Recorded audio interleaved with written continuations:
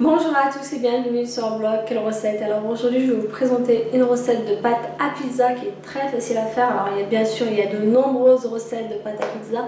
Là je vais vous présenter quelque chose de vraiment très facile à faire. Alors c'est de la farine, de l'eau, de l'huile d'olive et du sel, voilà. Et il n'y a pas beaucoup d'ingrédients, alors la recette est très facile et en même temps assez rapide. Je vais d'abord commencer par vous présenter les ingrédients, ensuite je passe à la préparation. Alors premièrement nous avons de la farine. Là j'ai environ 250 g de farine. Ensuite, je mets une cuillère ou 2 cuillères à soupe d'huile d'olive, sel. Il faudra bien faire attention au sel parce que c'est selon la farce que vous allez préparer pour la pizza. Par exemple, si vous mettez du saumon, si vous préparez une pizza au saumon, il ne faut pas trop saler la pâte parce que le saumon c'est déjà salé. Voilà. Voilà pour le sel. Ensuite, je mets des herbes de Provence ou du basilic ou de l'aneth ou autre. C'est surtout pour relever un peu le goût de la pâte, pour avoir une pâte qui a du goût justement. Donc voilà, je mets du basilic. Et ensuite, je pétris la pâte avec de l'eau tiède. Voilà, c'est vraiment une recette très facile à faire. Alors, vous avez deux solutions. Soit vous pétrissez la pâte à la main, c'est vraiment faisable, c'est très facile et c'est assez rapide. Si vous avez un robot, vous pouvez aussi l'utiliser.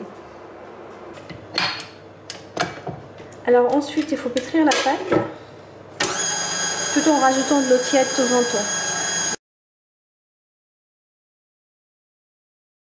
Alors dès que votre pâte est bien pétrie, vous obtenez quelque chose de bien lisse et une pâte assez molle. Il faut toujours fariner votre pot de travail avant. Et à l'aide d'un rouleau, il faut ensuite l'étaler.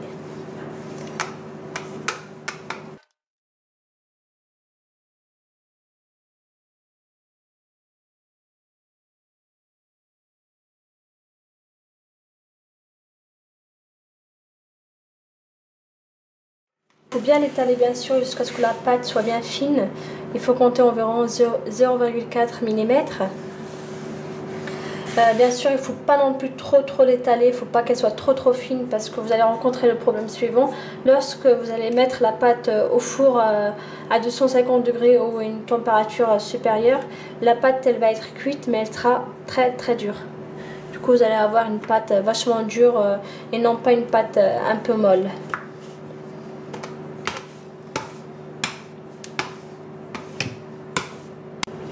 Ensuite, pour la cuisson, je vous conseillerais plutôt de prendre une plaque spécialement pour pizza. Tout simplement parce que les plaques pour pizza sont faites exprès avec des trous, ce qui permet à la pâte de cuire plus facilement. Parce que généralement dans une pizza, le plus important c'est de faire cuire la pâte, étant donné que la farce généralement c'est du fromage, quelque chose de très fin qui se cuit plus facilement. Alors que la pâte, il faut vraiment qu'elle soit cuite. Du coup, il faudra bien mettre la pâte sur une plaque spécialement pour pizza si vous avez de la chance d'en avoir une. En plus de ça, je pense que ça coûte pas énormément, très cher. Alors ensuite, il faut prendre la pâte, voilà. Et la mettre directement sur la plaque. Pour la cuisson, il faut compter environ, il faut bien choisir la température la plus supérieure que vous pouvez avoir sur votre four. Moi je peux aller jusqu'à 250 degrés. Bien sûr, si vous pouvez aller jusqu'à 300 degrés, etc. Mais ça, généralement, c'est des fours qu'on retrouve chez les professionnels. Il faut bien augmenter la température jusqu'au maximum.